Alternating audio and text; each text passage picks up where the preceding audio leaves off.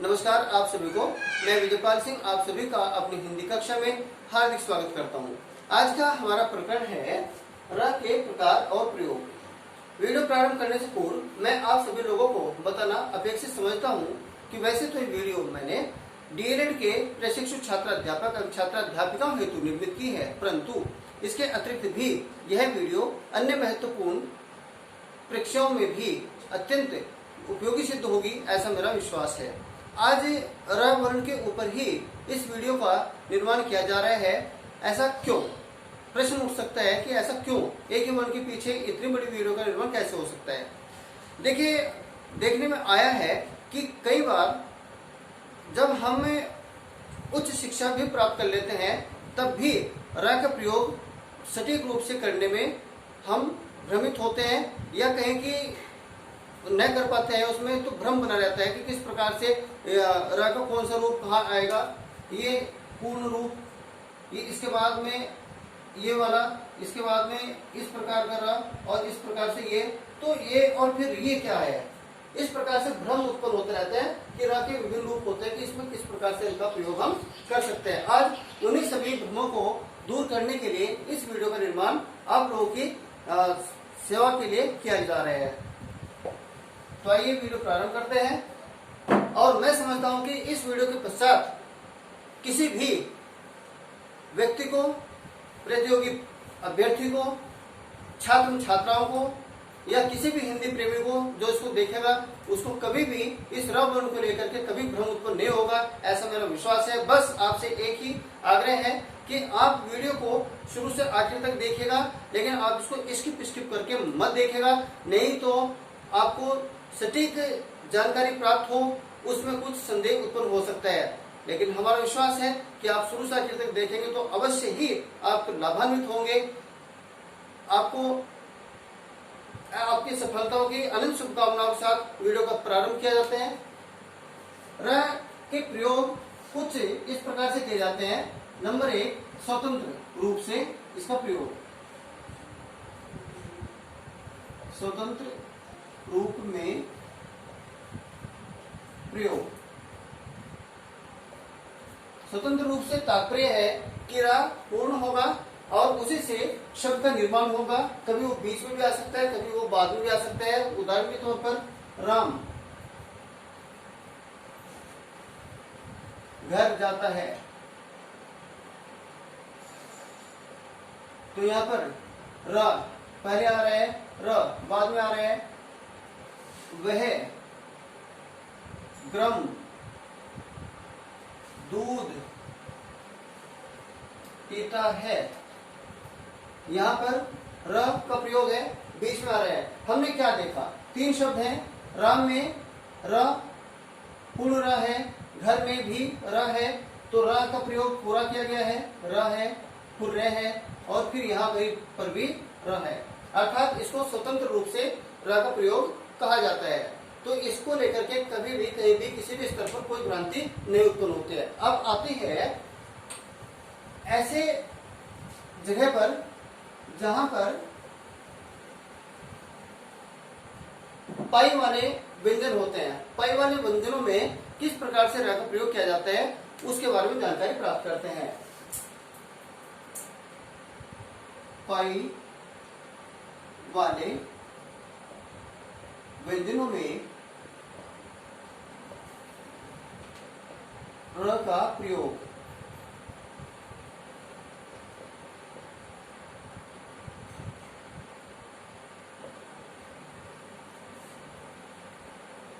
पाई वाले व्यंजन कौन से हैं?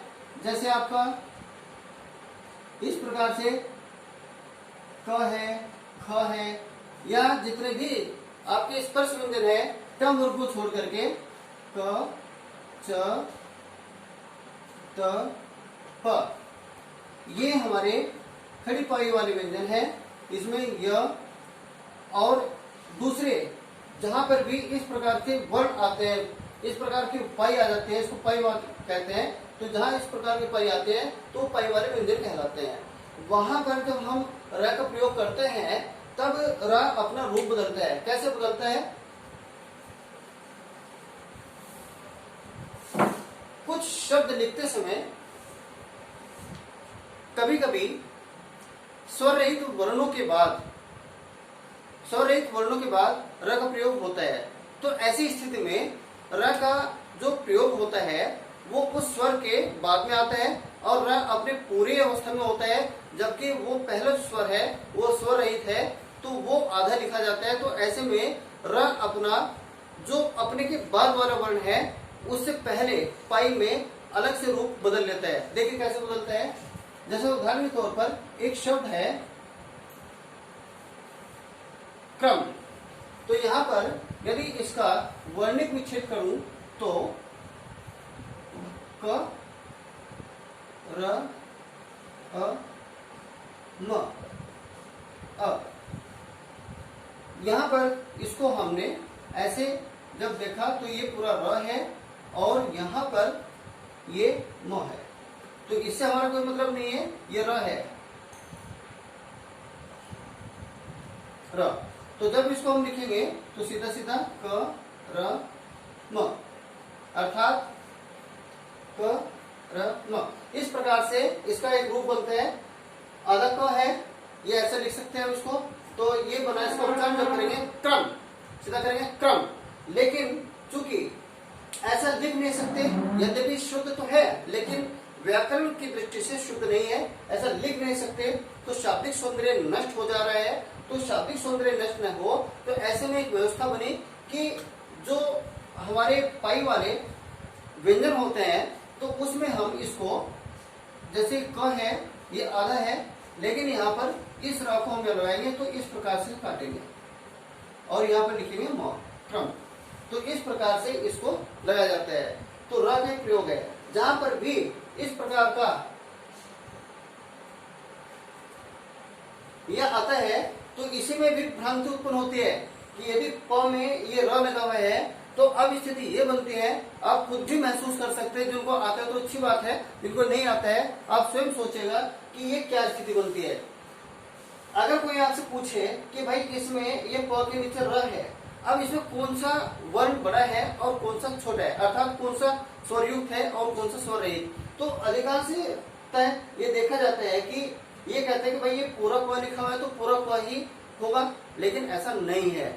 जिसके नीचे भी ये लगा हुआ है र, तो यहाँ पर र अपनी पूरी अवस्था में होता है, जबकि जिसके भी नीचे वर्ण के नीचे लगाया जाता है वो र हम प या अक्षर जिसको कहते हैं वर्ण, सॉरी, जो वर्ण होता है वो हमारा अधूरा ही रहता है, अर्थात वो स्वर रहित होता है। कैसे, उदाहरण के तौर पर यहाँ पर ये है प, तो इसका यदि वर्ण विच्छेद करते हैं तो सीधा सीधा प और र, और यदि इसको आगे लेकर जाते हैं तो प धन इस र और से बना र, सीधा र। तो ये स्थिति बनी। अब ये प है, अब भाई इसको ऐसे तो हम नहीं लिख सकते। अगर ऐसा लिखते हैं तो वही मैंने कहा कि शाब्दिक सौंदर्य नष्ट होता है, तो शाब्दिक सौंदर्य नष्ट हो जाएगा।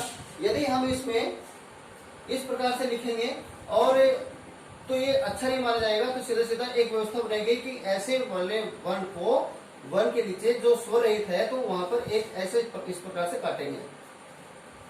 देखिए इसको ध्यान से देखना है, हमें काटना भी इसी प्रकार से है। यहां से कभी कभी ऐसा करता है, ऐसा नहीं, ये यहीं से इसको काटेंगे।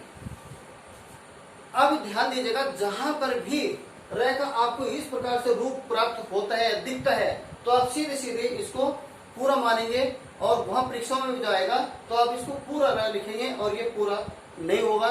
जिसके भी नीचे लगेगा वो अधूरा होगा, आधा होगा, स्वर रहित होगा और ये स्वर युक्त होगा। उदाहरण के तौर पर जैसे ये प्रकार हुआ,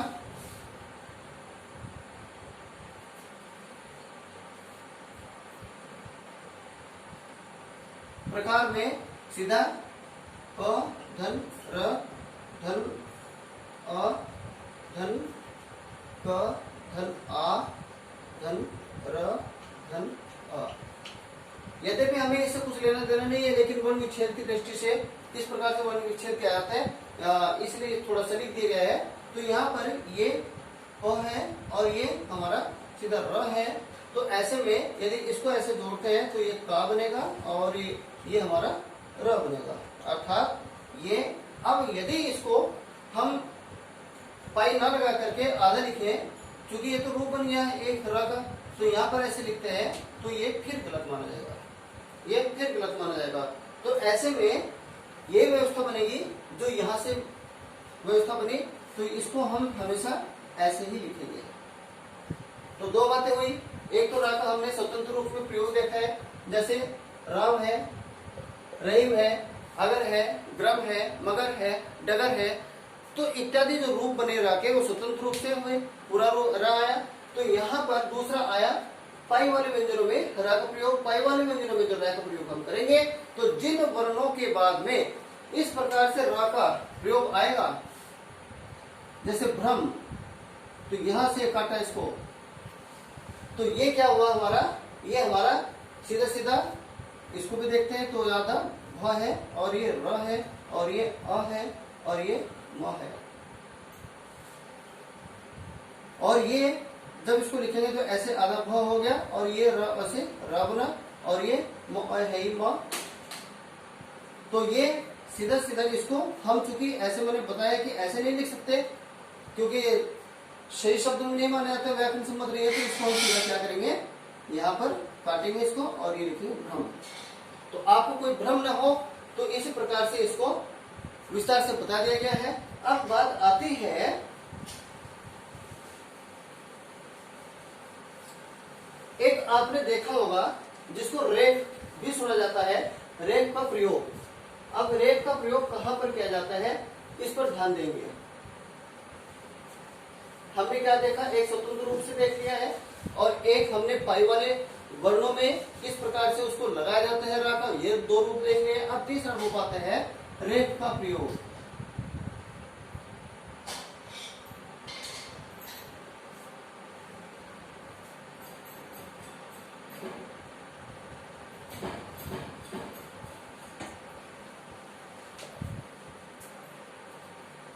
रा के दो रूप सामने आए हैं, तीसरा रूप है इसका रेप का प्रयोग। रेप आपने कभी कभी ऐसे वर्ण देखे, जैसे धर्म, कर्म, गर्म, शर्म, सर्दी इत्यादि। तो यहां पर ये जो ऊपर की तरफ हमने एक घुंडी पर ऐसे पाई पर इस प्रकार से एक मात्रा, जैसे छोटी की मात्रा बनते हैं, इस प्रकार से यहाँ पर ली है। तो यहाँ पर देखा जाए तो ये छोटी ई की मात्रा या ह्रस्व ई की मात्रा तो नहीं है, क्योंकि एक स्वर है और स्वर में ही, स्वर के ऊपर ही इसको टिकाया जाता है। कैसे टिकाया जाता है, इस पर चर्चा करते हैं।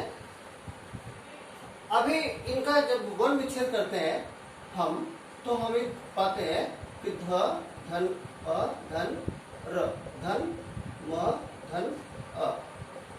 अब इनको यदि हम जोड़ते हैं तो सीधा सीधा बने ध, और ये आधा र है और ये हमारा म बना, और इसको भी यदि हम आगे जोड़ेंगे तो ये ध, र, म। इस प्रकार से एक रूप बनता है। तो यहां पर हमने क्या देखा, इस र के पहले एक व्यंजन है ध, और ध जो व्यंजन है हमारा, ये स्वर युक्त है, ये स्वर है, स्वर युक्त है। तो ये स्वर युक्त है। यदि स्वर युक्त व्यंजन के बाद आधा र आता है, अर्थात आधा र से तात्पर्य होगा जिस पर हमने बलाघात कम डाला, जिस पर उच्चारण करते समय हमने जोर कम दिया है, तो ये र का अल्प प्राणीकरण कहा जाता है। तो यहाँ पर चूंकि इस पर हम बलाघात ज्यादा नहीं दे रहे हैं, जोर ज्यादा नहीं दे रहे हैं, तो सीधा सीधा हम धर्म ऐसे बोले, धर्म। तो यहाँ पर जब इसको धर्म बोल रहे हैं तो आधा र बोला जा रहा है। तो आधे र को ये व्यवस्था बनाई गई कि जब बीच में इस प्रकार से र के आधे ध्वनि बोली जाती है, यदि र को आधी मात्रा में बोला जाता है या र का मूल व्यंजन बोला जाता है, मूल रूप, तो ऐसी दशा में सीधा सीधा इस र को उठा करके अपने उसके बाद वाले वर्ण के बाद ऊपर रख दिया जाता है, र के बाद वाले वर्ण के ऊपर रख दिया जाता है। इसकी भी शर्त है, कहाँ रखा जाएगा, ये सिर्फ वहीं पर रखा जाएगा जहां पर स्वर व्यंजन होगा, अर्थात स्वर वर्ण होगा। तो स्वर वर्ण कहाँ होगा, यहाँ पर देखा हमने, ये है मनवर्ण विच्छेद, क्या ध, धन, अ, म धन अ, तो यहाँ पर ये अ है, अर्थात यहाँ पर म में ये अ है, तो यहाँ पर इसके ऊपर इसको रखा गया है। अर्थात जब ये जहां पर पे टिकेगा र का आधा रूप, तो वो सीधा सीधा स्वर के ऊपर ही टिकेगा, ये इसकी शर्त होगी। देखिएगा तीसरा जो हमारा रूप हुआ रेप का प्रयोग, रेप का प्रयोग हम वहीं पर करेंगे जहां पर वर्ण के बाद र का प्रयोग होता है, र का उच्चारण हो रहा है, लेकिन र चूंकि अपनी अर्ध अवस्था में अपने मूल रूप में है व्यंजन, तो ऐसे में र मूल रूप में होगा तो वो अपने पहले वाले वर्ण के बाद बोला जाएगा, लेकिन वो टिकेगा हमेशा अंतिम वर्ण के ऊपर। अंतिम वर्ण से तात्पर्य है उसके बाद वाले वर्ण के ऊपर, और उसमें भी शर्त ये होगी कि उसमें स्वर होगा।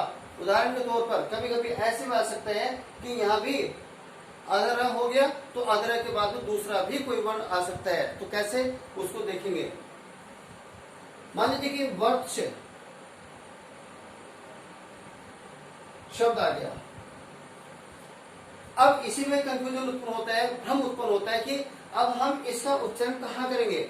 ऐसा बहुत सारे लोग आपको, आप जब किसी की परीक्षा लेना चाहेंगे या किसी से बात करेंगे या कहेंगे भाई किस तरह से होता है, तो वो शायद आपसे कुछ आपको जानकारी देंगे, लेकिन कुछ आपसे अनभिज्ञता जताते हुए कहेंगे भाई इसका मुझे प्रयोग नहीं आता है। तो आप इसको देखेगा सीधा सीधा हमने इसका वर्ण विच्छेद करते हैं, तो वर्ण विच्छेद करने में हम क्या पाते हैं, व में अ है, ये हमारा।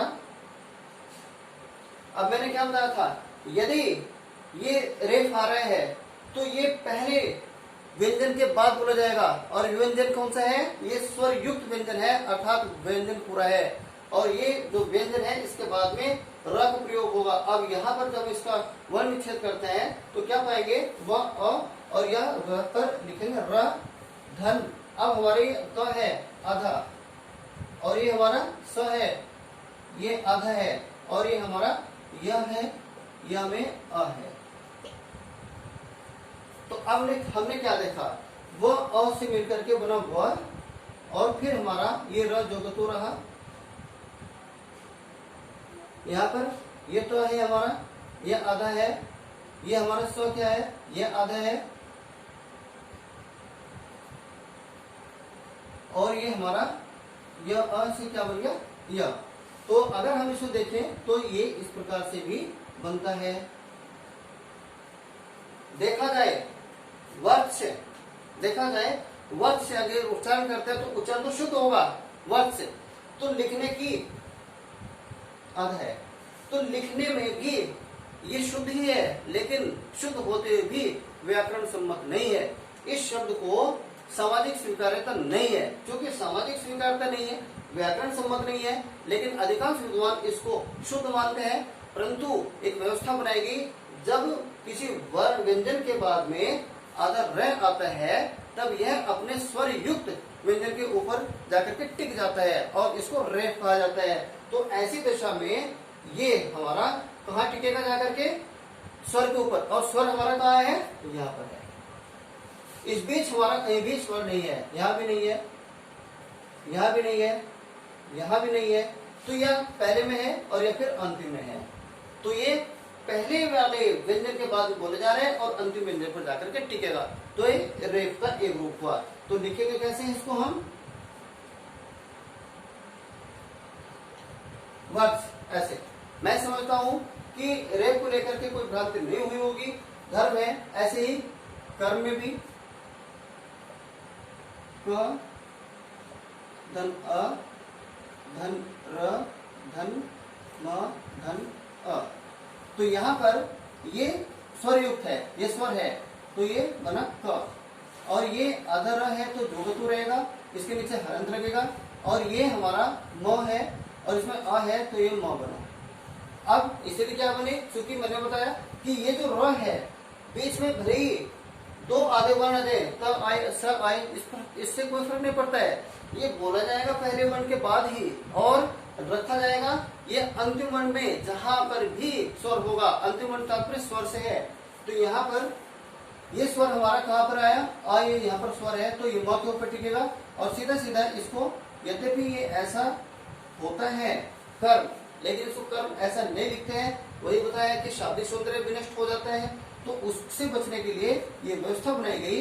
तो इसको ऐसे लिखेंगे और यहाँ पर ऐसे इसको छोड़ देंगे, तो ये रेप कहलाता है।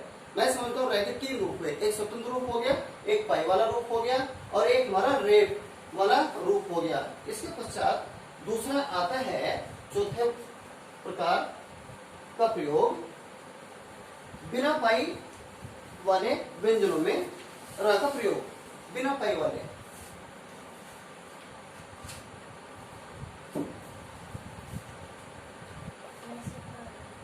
बिना पाई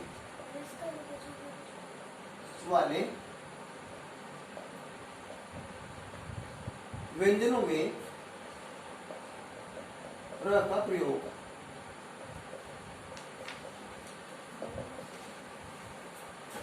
ध्यान दीजिएगा, कुछ वर्ण हमारे ऐसे भी हैं जिन्हें पाई नहीं होती है, जैसे हमारा टावर। टावर में ट, ठ, ड, ध, ण, ये। तो यहाँ पर हमारा पाई वाला है। तो इस प्रकार से जहां पर पाई वाले वर्ण हो, अर्थात पाई जैसे कोई स्थिति ना हो, बिना पाई वाले व्यंजन होते हैं, तो वहां पर हम ट का किस प्रकार से प्रयोग करते हैं, र का प्रयोग किस प्रकार से करते हैं। देखिए, इसमें ऐसी स्थिति बनती है कि हमने संयुक्त एवं द्वित्व व्यंजन भाग 1 एवं भाग 2 की जो वीडियो का निर्माण किया था, उसमें व्यंजनों के मूल रूप को दर्शाया गया था। तो मूल व्यंजन क्या बनते हैं? मूल व्यंजन हमारे ये बनते हैं जब हम इन वर्णों के नीचे, ये अभी हमारे अक्षर हैं क्योंकि इसमें स्वर है, जब हम इनमें हलंत लगा देते हैं तब ये अपने मूल व्यंजन को प्राप्त कर लेते हैं। और मूल व्यंजन क्या कहलाता है? वर्ण कहलाता है। तो यहाँ पर ये अब हमारा मूल व्यंजन हो गया। उदाहरण के तौर पर पाई वाले व्यंजन है क, ये हमारा मूल व्यंजन नहीं है, क्योंकि इसमें यदि मात्रा लगा दी, मैंने हलंत लगा दिया है, तो हलंत लगा करके ये मूल वर्ण की स्थिति हो जाती है, मूल व्यंजन कहलाता है और मूल व्यंजन ही वर्ण कहलाता है। यहाँ पर चूंकि अब स्वर नहीं है, तो ये हम इसको ऐसा भी लिख सकते हैं, आधा क लिख सकते हैं। ख है तो उसको आधा ख भी लिख सकते हैं। कैसे? इस प्रकार से पाई वाले व्यंजनों को हम आधा लिख सकते हैं, लेकिन हम जिनमें जो पाई रहित व्यंजन होते हैं उनको आधा नहीं लिख सकते हैं, क्योंकि उनके आधे रूप को प्राप्त करने के लिए हम उनके नीचे हलंत लगाते हैं। ध्यान दीजिएगा, हम उनके नीचे हलंत लगाते हैं। तो यहाँ पर हम ट को आधा तो नहीं लिख सकते, ठ को ऐसा नहीं लिख सकते, ड को ऐसा नहीं लिख सकते, ढ को ऐसा नहीं लिख सकते। तो स्थिति बनती है। तो ये व्यवस्था दी गई कि ऐसे में हम इनके नीचे हलंत लगाएंगे, और हलंत लगाने का भी ढंग है। हलंत लगाने का भी ढंग है। कैसे? जैसे ट हुआ, ठ हुआ, ड और ढ। तो इसमें क्या करेंगे? इससे लगता हुआ ही हलंत लगाएंगे, इससे लगता हुआ ही। तो यहाँ पर ये क्या हुआ हमारा व्यंजन का, जैसे हमने हलंत यहाँ पर लगाया तो ये हमारा मूल रूप प्राप्त हुआ। तो ऐसे में बिना पाई वाले व्यंजनों में जब हम र का प्रयोग करते हैं, तब उस समय हम उसके मूल व्यंजन को लिखते हैं। यहाँ पर मूल व्यंजन क्या बनाया हमने? हलंत लगा करके इसके मूल रूप को प्राप्त कर लिया। हलंत लगा करके मूल रूप को प्राप्त कर लिया। तो ऐसे में यदि ट है और उसमें हमने ट्रक, कोई शब्द है ट्रक, तो ट्रक में जब हमने ऐसा देखा होगा तो यहाँ पर इस प्रकार से एक रूप बनता है ट्रक का। इसमें बच्चे कंफ्यूज होते हैं, भ्रमित होते हैं कि ये कौन सा र, ये र है, ये क्या है। तो ऐसे ही एक ड्रम या ड्रामा। अब आप ध्यान दीजिएगा, ये कोई र का अलग से कोई विचित्र रूप नहीं आया। ये तो सिर्फ यह है कि जो बिना पाई वाले व्यंजन है उनमें हमने हलंत लगाया, ये हमने हलंत लगाया है। हलंत लगा करके इनका मूल रूप प्राप्त किया है।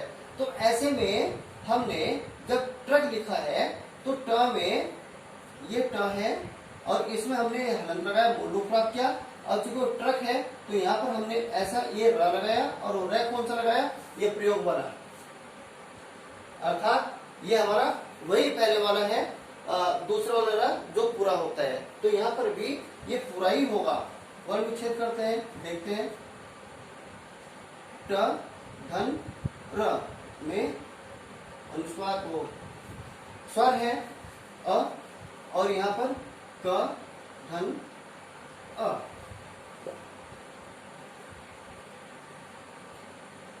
अब ध्यान दीजिए, यहाँ पर ये हमारा ट आधा ही है, अर्थात मूल व्यंजन है। यहाँ पर इस र में अ जोड़ा जुगतु, तो वो हमारा र बना, और यहाँ पर क अ, ये क है ही। अर्थात स्थिति ये बनी कि अब इसको अगर हम लिखते हैं तो ट र क, ट्रक, इस प्रकार से बोला जाएगा ट्रक। अब चूंकि ट्रक में ट आधा है तो यहाँ पर बलाघात कम दिया जाएगा, र के ऊपर ज्यादा दिया जाएगा, और एक ट्रक, रक, ट्रक। तो इस प्रकार से हम कहेंगे ट्रक। तो चूंकि ये ऐसा ट्रक लिखा नहीं जाता है, चूंकि ये व्याकरण सम्मत नहीं होगा, ये विधि सम्मत नहीं है, तो ऐसी स्थिति में ये एक व्यवस्था बनाई गई कि ऐसे बिना पाई वाले व्यंजनों में हलंत इसका मूल रूप बना करके यहाँ पर र को रखा जाएगा। ये र का यही रूप है, लेकिन अलग प्रकार से दिया गया है, तो यहाँ पर इसलिए बताया गया है ये ट्रक बना। सेम स्थिति ड्रम में भी है।